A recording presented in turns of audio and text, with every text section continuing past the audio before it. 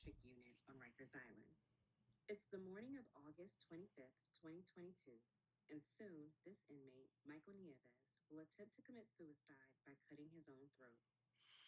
What happened to you, Nieves? He'll bleed out for 10 minutes as officers stand by and wait for medical help. It's just gross neglect. And no other family in the future should have to endure something like this. But Michael Nieves is just one of many cases of preventable harm on Rikers Island that ultimately led a federal judge to strip control of the jail from the city of New York in May. Soon, an independent manager will be appointed. After almost 3 years of filing Freedom of Information requests and lawsuits, the New York Times has now obtained videos of incidents that contributed to this decision, including that of Nieves. They take us inside Rikers, a place rarely seen by the public, and show serious lapses in the care of inmates. A long-serving member of an independent oversight body, who we'll hear from later, told us that the case of Michael Nieves is characteristic of the problems inside the jail. Here's what happened.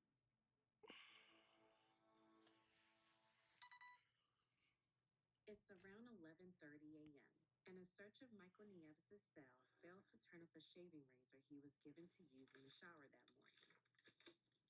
You can escort him to the intake? Yeah, let's go through the body scan. Captain Mary Tinsley, the supervisor in charge, instructs Officer Beethoven Joseph, whose body camera footage we see here, to take Nieves for a body scan to see if he is hiding the razor. I mean, that seems like the right thing to do. If you think that a mentally ill person is hiding a razor, um, let's see. You're not taking nothing with you. You're going. Nieves, stop. I don't want to hear it. But Tinsley grows impatient with Nieves. Close this down. I'll come back again. You're going to come and get you. Officers close the door and walk away. They realize they work in like a psychiatric unit, right? Of a prison. So you have a man, anyway. This is one of a series of mistakes that play out. These officers are trained to work with severely mentally ill detainees like Nieves, a once gifted student who was later diagnosed with bipolar and schizophrenia disorders. Tough. That's horrible. Like most inmates on Rikers, Nieves was awaiting trial and had not yet been convicted of a crime. He was arrested on burglary and arson charges in 2019, but was deemed unfit to stand trial and held in 2019. How long was he in prison? forensic psychiatric facilities before being sent back to Rikers. Nieves had a long history of suicide attempts, and even though officers suspect he has the razor, God. he is left alone for 12 minutes. Oh my God. So you have somebody who is bipolar schizophrenic, who's in a psychiatric unit of a prison waiting trial, and they've determined that he is mentally unfit to stand trial. He has a history of suicide attempts. And you thought it was the right decision to leave him alone in the prison, in his cell, with a missing razor that he probably has.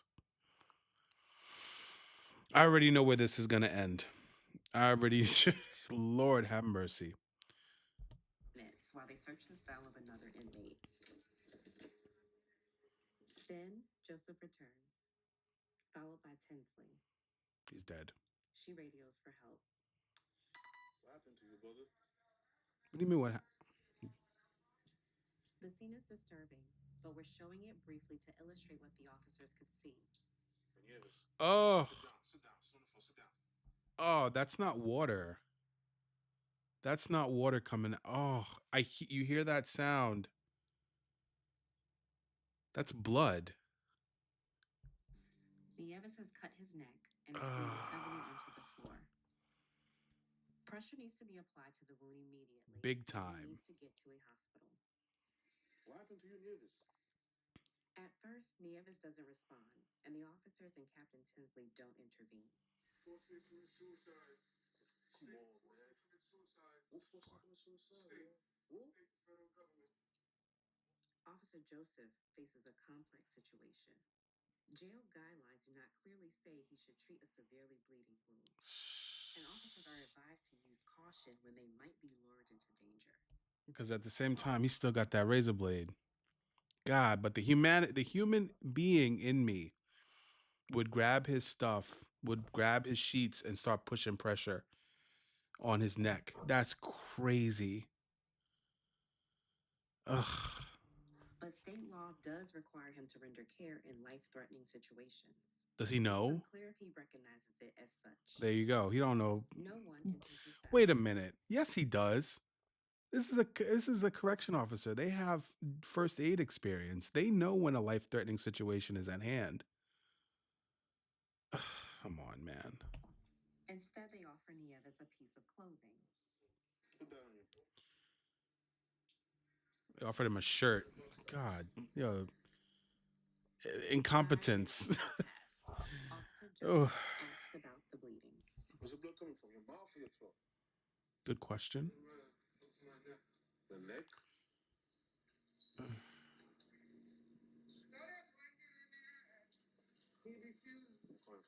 That's not. Ugh. I just hear that the sound of like the rushing water, and realizing that that is blood coming out of him. Lord have mercy. He's bleeding out.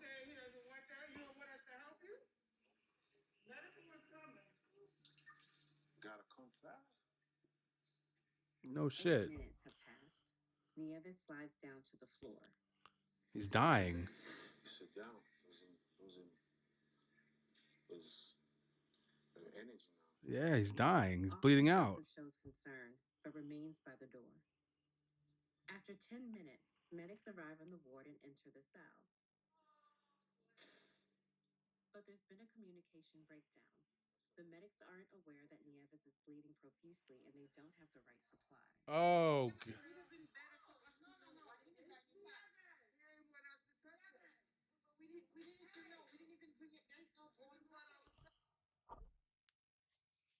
Oh my God. They didn't even bring gauze. These are nurses. These are nurses. That's like a basic thing nurses should bring. What did you expect? What were you expect? Jesus, Lord have mercy. As they spring into action, the medics berate the correction officers. No shit. Nobody told us anything. He looks blue. He's gone.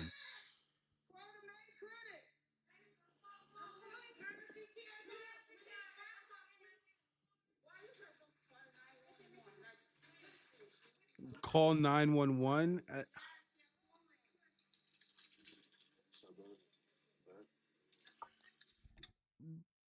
Did he fucking just dap him up? Did he just dap him up? What up, my brother? Listen. Anyway, read the fucking room.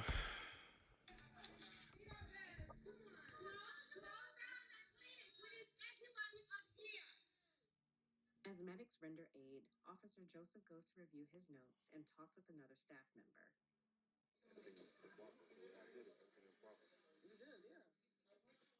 About an hour after Nieves was found bleeding, over a dozen medics, staff, and EMTs are treating him on site. Shortly after, he was taken to a nearby hospital, declared brain dead, and removed from life support 5 days later. Jesus, Lord have mercy. I figured that was gonna happen.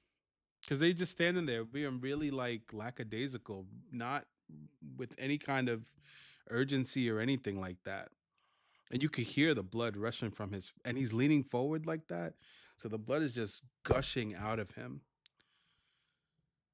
Lord, it didn't have to be this way. He could have survived this. If people would have acted with some kind of urgency, he'd still be alive today. That's crazy.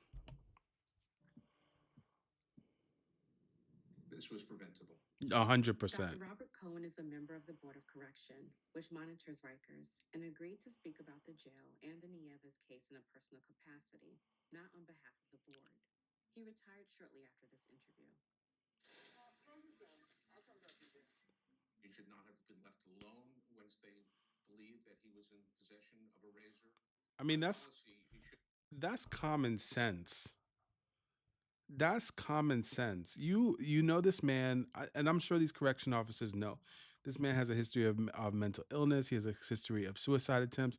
He has a history of being violent towards himself.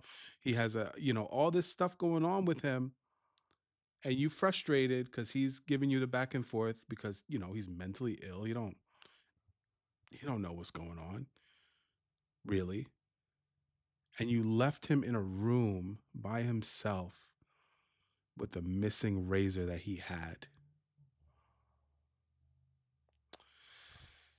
Anyway, should have been taken immediately to the body scanner. yeah. What happened to you, Davis? He was bleeding to death. The correction officer should have gone into the room, assessed what was going on, and should have applied pressure to the area where the blood was coming from. A city medical examiner found that the officer's inaction contributed to Nieves' death.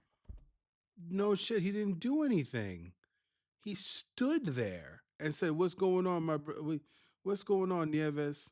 What happened to you, Nieves? What happened to you? What do you mean? What happened to you? The dude is bleeding from his neck. So that he could have Jesus. died even with emergency aid. I mean, The State Attorney technically, General's office therefore declined to charge the officers. it- The report also found that the officers lacked clear protocols and might not have had training on severely bleeding wounds. It recommended that officers be required and trained to act in these situations in the future. my thing is like, why does that need to be a recommendation to act? That doesn't even, why does that have to be a recommendation though? The humanity in me, like, bro, I don't care. Somebody's in jail. That you can make the assumption that they may have done something wrong. But like the human in me, the human being, the person in me would not stand there and let somebody bleed to death.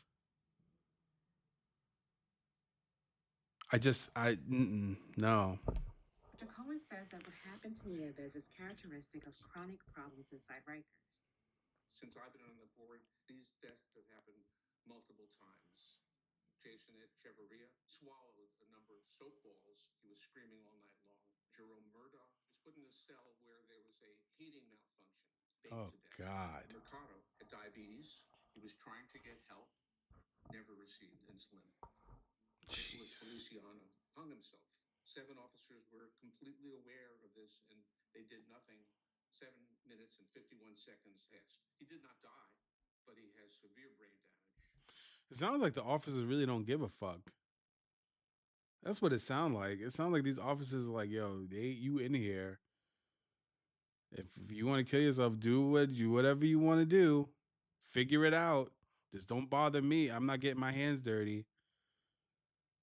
You got some shit wrong with your cell. Tough shit. Don't go to jail. That's what it sounds like these officers is on. That's the kind of time these officers is on. But anyway, I digress. Let's see what's going on here. Nieves' death occurred 2 years into the COVID pandemic, a time when Rikers was facing acute challenges and a staffing crisis that watchdogs say led to a spike in preventable deaths. Many deaths over the past 5 years and the reports of deteriorating conditions were instrumental in moving us to the point right now where the judge is going to take over the island with an independent manager. But even after that happens, New York's next mayor will be tasked with trying to close Rikers. The original plan was to replace it with smaller jails in 4 New York City boroughs by 2026. But after years of delays, here's what those sites look like today. There are no new ones opening. Oversight bodies and even the former Manhattan U.S. Attorney have said that Rikers remains unsafe for detainees. The Department of Correction told the Times that a new medical emergencies curriculum is still being developed. A spokesperson for the Correction Officers Union said they followed regulations and have been vindicated. And the Captains Union, which represented Captain Tinsley, said she also followed protocol. Nieves was one of 3 brothers. His family is now suing the city. You know, despite Michael's problems with mental health issues, his life had value, and it was tragically cut short. It's just the conditions at Rikers Island. I hope they sue the shit out of the city and get every dime they deserve. That's crazy. This whole video, they stood there from the start to the finish. None of this shit should have happened. All it took was somebody to like give a fuck. I know they said they're following protocol and shit like that, but there comes a point where like, yo, this guy got all this shit going on. Maybe we shouldn't leave him in a cell with a fucking razor blade. Common fucking sense. There comes a point where like common sense trumps protocol, where being a human trumps protocol. And it was completely missing. Well, following protocol. You know, if he dies, he dies. As long as I didn't do anything wrong and I get to keep my fucking job. Bro, this pissed me off so bad. I don't like that fucking commanding officer either, because she's, I don't know, she came across as just like somebody who really didn't give a fuck until it was time to give a fuck. Then it's like, oh my God, call 911. She's screaming in the background. Come on now. Just inhumane, and it's not just about Michael, it's about all people like who are still at risk. This is crazy. Anyway, like, share, subscribe. I think that's it for this. And yeah.